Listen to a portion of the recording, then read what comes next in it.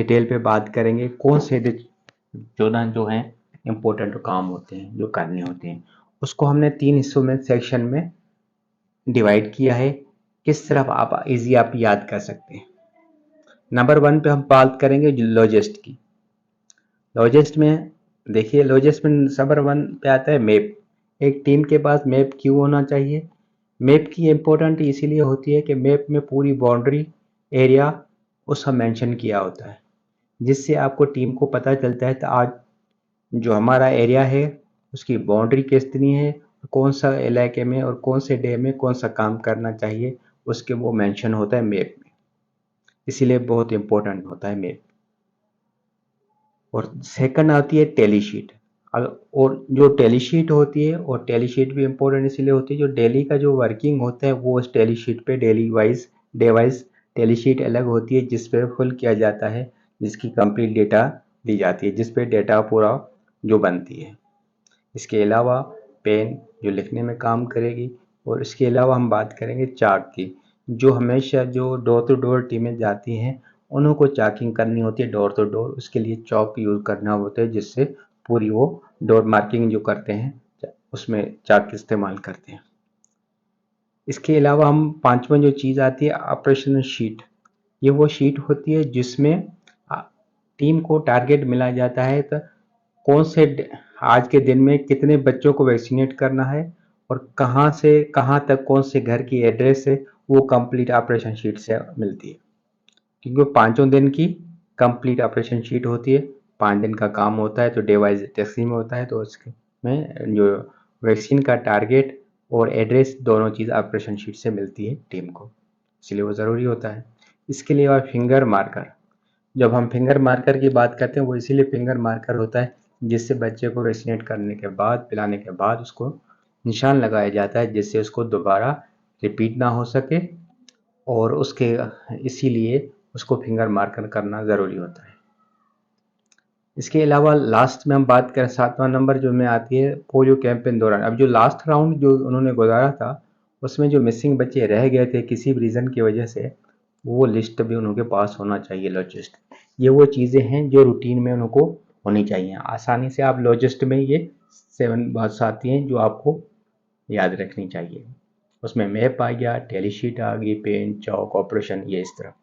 और दूसरा इसमें आप सेक्शन आता है वैक्सीन कैरियर। देखिए, इसमें और चीज़ आ गया, वैक्सीन कैरियर आ गया। वैक्सीन कैरियर में क्या क्या चीज़ें होती हैं, जैसे आइस पैक हो गया। आइस पैक क्यों होते हैं?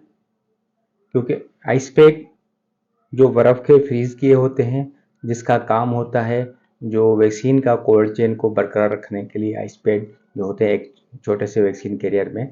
जो इस वैक्सीन कैरियर को आप देख रहे हो इसमें 2 आइस पैक होते हैं।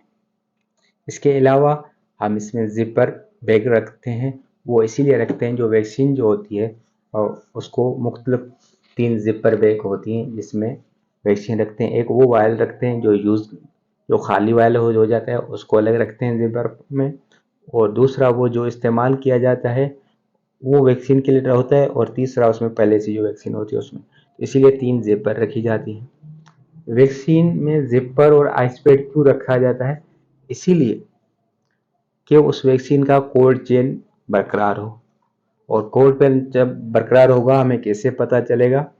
उस वीएम के बारे में, क्योंकि उस वैक्सीन के ऊपर मॉनिटर लगा होता है जिसको महफूज करने के लिए, उसकी मदद करने के लिए हम जिपर भी इस्तेमाल करते हैं और आइस पैड भी करते हैं, जिससे हमारे उसका टेम्परेचर जो हो वैक्सीन का वो और लेवल उतरे ना, इसलिए उसको ये हमारे को वैक्सीन का पता चले कि वैक्सीन का टेम्परेचर सही है। क्योंकि वीवीएम का काम होता है जो को हम इंडिकेट करता है तो इस वैक्सीन का कलर अगर चेंज हो जाता है तो वो इस्तेमाल के काबिल नहीं होता।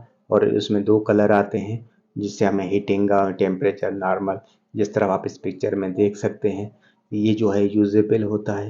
इसका कोलदारा अंदर से जो वाइट वाला है ये इस्तेमाल के काबिल है। जब ये और दूसरा पिक्चर में देखो वाइट वाले इसका कलर चेंज हो गया तो ये इस्तेमाल करने के काबिल नहीं है। इस तरफ 2 कंडीशन है ये शो करता है हमारे वीवीएम, जिससे हमें पता चलता है कि वैक्सीन यूज करने के काबिल है या नहीं है। ये वैक्सीन ऑल टू ऑल जो रूटीन की वैक्सीन जितनी भी होती है उससे सब पे ये है PGVM का लेवल लगा होता है। आप इस वैक्सीन के लेवल में या इस तस्वीर में आप देख रहे हैं हर लगा होता है, और जिससे वो इंडिकेट करता है कि वैक्सीनेट का जो टेम्परेचर है वो सही है।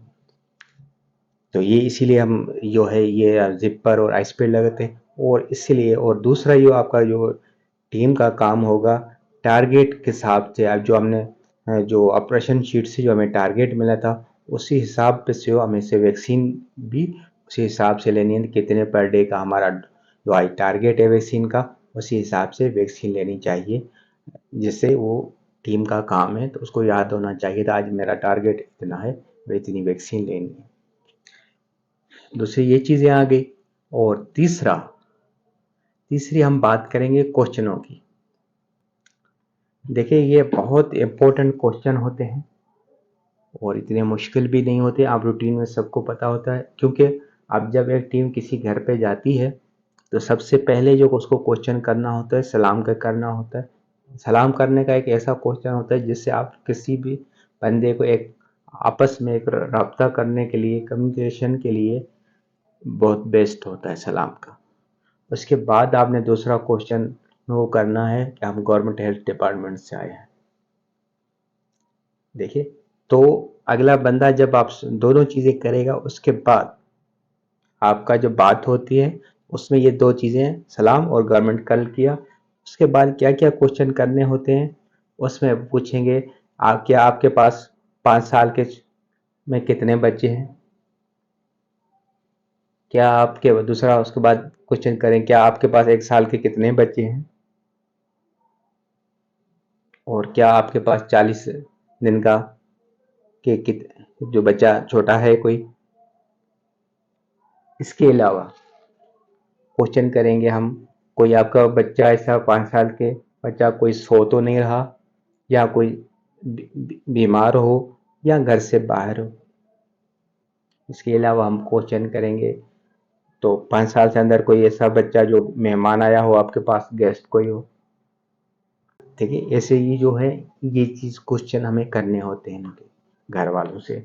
क्योंकि बाज़ औक़ात जो घर में होती है मुख्तलिफ बड़ी फैमिली होती है, मुख्तलिफ होती हैं, उनमें कुछ अपने भाइयों के, कुछ रिश्तेदारों के, कुछ बच्चे लोग। इसके अलावा हम उनको वो जैसे हम एरिया वाइज जो होता है मुख्तलिफ होते हैं। जैसे बंगलोज़ की बात करें तो उनमें सबसे ज़्यादा वहाँ चौकीदार भी होते हैं, सिक्योरिटी गार्ड भी होंगे, या सर्वेंट जो जो मासियाँ काम करती हैं उन्हों के बच्चे भी होते हैं कि तो इसीलिए आप वो भी क्वेश्चन आप करेंगे। ऐसा जो मासी का कोई बच्चा तो नहीं है, या आप ऐसा घर देखेंगे कोई सिक्योरिटी गार्ड तो नहीं रहते। अक्सर सिक्योरिटी गार्डों का आप स्कूलों के ऊपर नीचे आपको अलग घर मिलता है जिसमें आपका ये क्वेश्चन कर सकते हैं। और फ्लैटों में से ज़्यादातर सिक्योरिटी गार्ड मिलते हैं और मासियों का। इसके अलावा जो अगला और क्वेश्चन हम करना चाहिए हमारे को, रूटीन वैक्सीनेशन के बारे में, वैक्सीनेशन के बारे में पूछेंगे ना, बच्चों को वैक्सीनेशन है या नहीं है।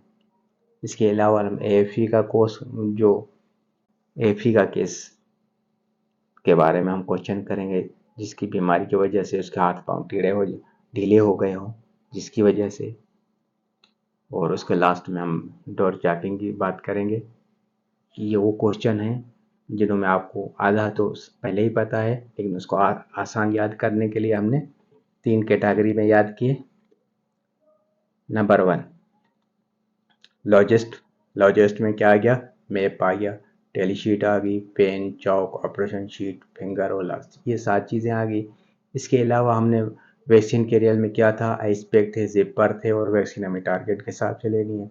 और उसके अलावा क्वेश्चन थे, क्वेश्चन हमने सलाम का क्वेश्चन किया। उसके अलावा हेल्थ डिपार्टमेंट से आए हैं, गवर्नमेंट हेल्थ डिपार्टमेंट से आए हैं हम, उसकी हम बात करें, इंट्रोड्यूस कराएंगे अपना। और इसके अलावा 5 साल से छोटे बच्चे तो नहीं आपके पास, 1 साल की और 40 दिन का बच्चा, ऐसा बच्चा जो सो रहा हो या बीमार हो या घर से बाहर गया हो। और इसके अलावा हम गेस्ट ऐसा बच्चा जो 5 साल से छोटा हो, या ऐसे बच्चे आपके जो किसी मासी के काम करने वाले का बच्चा हो, या सिक्योरिटी के गार्ड की आप बात पूछ सकते हैं। रूटीन वैक्सीनेशन की, AF की ये हमें जो है ये क्वेश्चन करने होते हैं।